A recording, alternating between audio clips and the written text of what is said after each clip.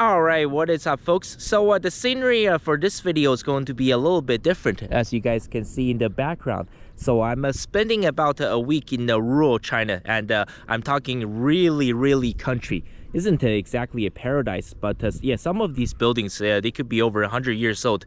But I'll come back to the rural side of China in future videos. It's been a life-changing week, I must say. So, and let's talk about something that's extremely important for this video, something that many people hate to admit, especially, you know, if they're not white. But here's the absolute brutal reality. I'm sorry to say, and I'm saying this as a Chinese person, right? But white, it's the standard of beauty worldwide. This is true anywhere you go across the world, right? Just look at the skin bleaching epidemic, right? It's all over China, all over Japan. You go to India, go to Philippines, go to Vietnam, go to Bangladesh, go to Indonesia, go to Malaysia, especially for women worldwide, right? So many women are so desperate to bleach their skin in order to look as white as possible. And obviously in the past, you know, I've discussed a lot about, you know, snow bunnies, interracial relationships, and passport bros, right? And there are so many factors to consider. Obviously on one side, right, you have all these European, these white men, they have these weird obsession with Asian or possibly a Latin woman, or they could say that because a Western woman, right, they're just extremely toxic, they're extremely alpha, extremely abusive. All of them are these woke feminists. They have a bunch of skull tattoos and piercings, and they just want to fight their man all the time. So that could be one factor to consider, right? Or sometimes it could be that these men just simply have some kind of a weird fetish for Asian women. But if the reality is that if you look at the statistics, let's say from dating apps in these Asian countries, right, I'm talking about on average. Once again, it's very important to mention this point. Obviously a Chinese movie star who is, let's say, 6'2", who is you know, full of muscles, who makes $10 million a year, is obviously he's going to be more physically attractive versus, let's say, a 5'4" white guy that's working at McDonald's making minimum wage, that's balding with a beer gut, and he also has an extreme body odor, right? I'm talking about on average, right? Let's say, you know, if a 5'9" white guy who's making $50,000 a year in New York City, he's going to have a much better chance in the dating world versus, you know, a black guy who's 5'9" making $50,000 a year, or a Chinese guy, or an Indian guy, or Arab guy that's, you know, 5'9", average looking, making $50,000 a year. If you look at the stats from dating apps, not just in America, right? By the way, I did cover this in the past, right? In America, white men are considered the most attractive. They're most likely to get matched on dating apps, right? That's in America. But if you look at let's say the dating apps from Japan, let's say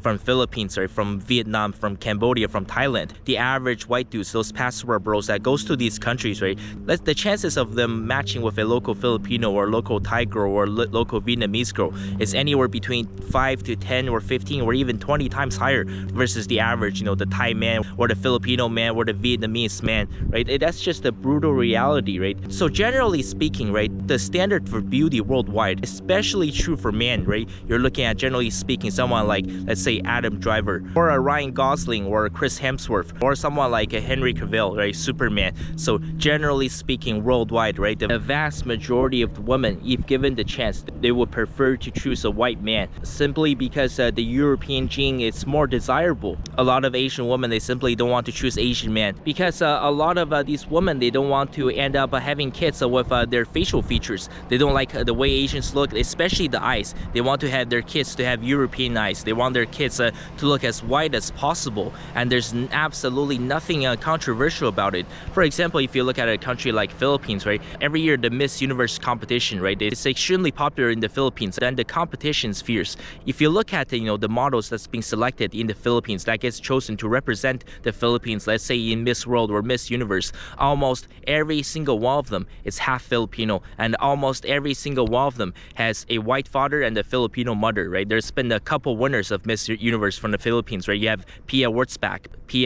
She has a German father and a Filipino mother. And there's also Catriona Gray, right? She has a white Australian father and a Filipino mother. This is very evident in Southeast Asia, anywhere you go, right? And these people who are considered to be Waisians, right? White and Asian combined, they have a special kind of privilege. They're way more likely to get hired at high-paying jobs. They're way more likely, you know, to land a position position as an actor or actress, they're way more likely to land a modeling contract. And I'm sorry to say, that's just how life goes. And this phenomenon, this was not a thing, let's say, probably even 20 or 30 years ago. But if you look at the stats in recent years, so in the recent years, there's a massive increase in the number of black women who are entering interracial marriages and relationships. And more specifically, right, these black women, they're not really out there searching for Asian man or Indian man or Hispanic man. The vast majority of black women who do choose to enter interracial marriage, over 90% of the time they're marrying a white guy. If you look at the stats, I believe in the United States back in 2000, right, the number of black women entering interracial marriage was only at 4%.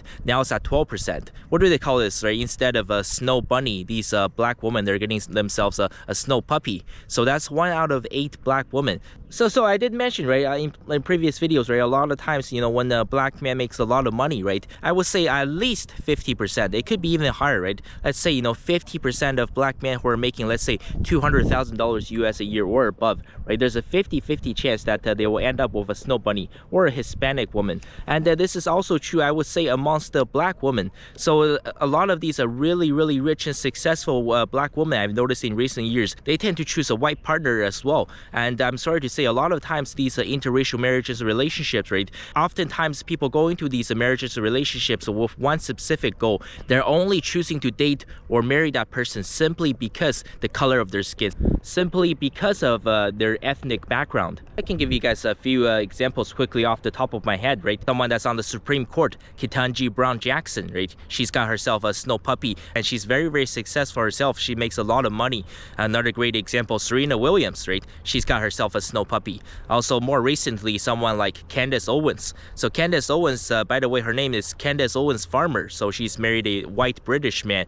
I believe Candace did mention that she was engaged to her snow puppy, I believe something like 18 days or possibly even less. It could be 2 weeks after they met. She basically said that, oh, they just love at first sight. They met at some kind of party and they locked eyes and then they knew they would marry each other. I think it's a lot of BS. I think Candace Owens had basically a white man on her mind her entire life. The reason why she didn't really lock up eyes with anybody before that was that, the people were chasing after her. The vast majority of them were black men. And it took her quite some time for her to finally find her snow puppy because, the white gene, the European genes, the facial features, it's simply more desirable. And here's also something that's very, very important to discuss, right? So interracial marriages, yes, a lot of them do tend to have extremely high divorce rates. But however, there's one common denominator. What do I mean, right? So, well, there are a lot of divorces amongst the white man, white woman as well, right? In America, so for first marriage, the divorce rate is roughly 40%.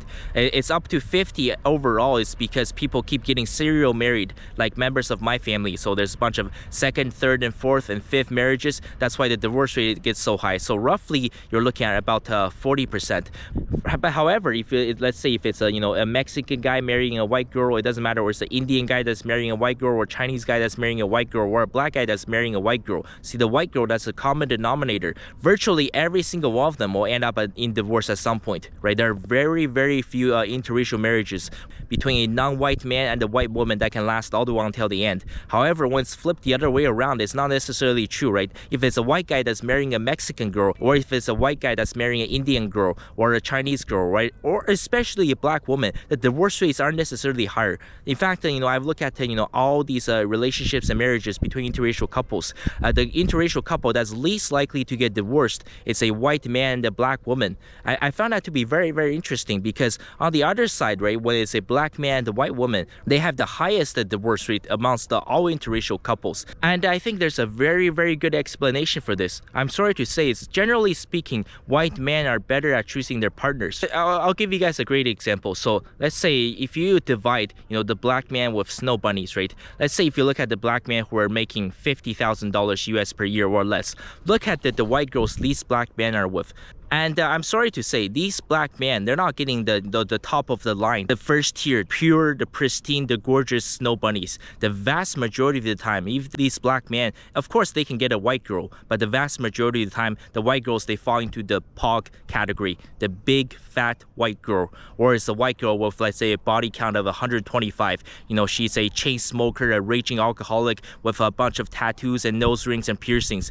Generally speaking, right, the black man whose average income more or less. That's the only white girl they can get. And obviously, what do you think happens when you marry that kind of white girl? Honestly, I don't think those kind of marriages can last very, very long. The only type of black man that can get the really solid, the nice intense, the top of the line snow bunnies. And you're talking about, successful CEOs, actors, millionaires, professional athletes, right? People like Charles Barkley or David Robinson or Michael Jordan or Scottie Pippen or someone like Jamie Foxx or Saquon Barkley, or Joel Embiid or Julius Randle, Dwayne Casey. The line goes on and on, but I'm sure you guys get what I'm talking about. However, when it's flipped the other way around, right, you will never see, let's say, a normal white guy making $50,000 a year. You will never ever see that guy with a big fat black girl. You will never ever see that. In fact, the vast majority of the time, right, if you look at the white man that's dating a black woman, white men are very, very careful about the partners they're choosing. And if you just go out there and try to observe this pattern, I would say the vast majority of the time, probably 98% of the time, when you see a white man with a black woman, I can guarantee you that black woman, she's white black. She's not hood. She probably has a normal 9-to-5 job. She probably isn't on drugs, and she probably has a very low body count. She probably does not have rings or piercings, and she doesn't have that southern accent. She can speak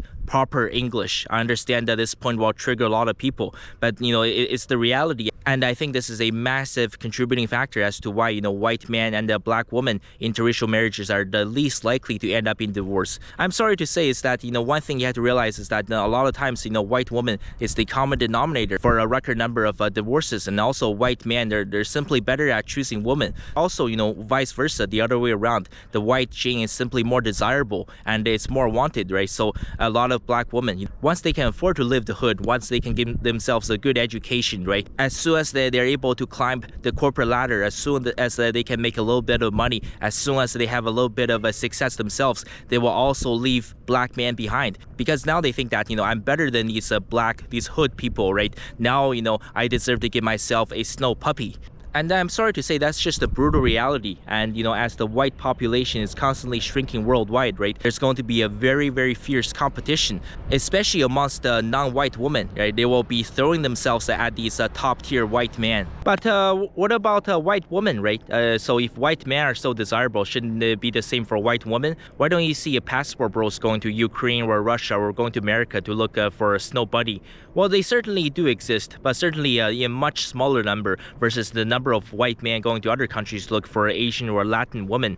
Well, I would say, let's say if we dial the clock back, let's say all the way back to 1960, I think, white women will be unstoppable. I think, back in 1960, men of any ethnic background worldwide, they would definitely be traveling to these countries in order to get themselves a really, really solid snow bunny. But so much has changed, right? For example, if you look at America right now, the average white woman is 5'4" and weighs 170 pounds. That is on the verge of being morbidly obese. That is a massive problem. If you go back to 1960, the average age of a first marriage for a woman is 20 years old. Now it's 28. I believe in the UK it's actually 31.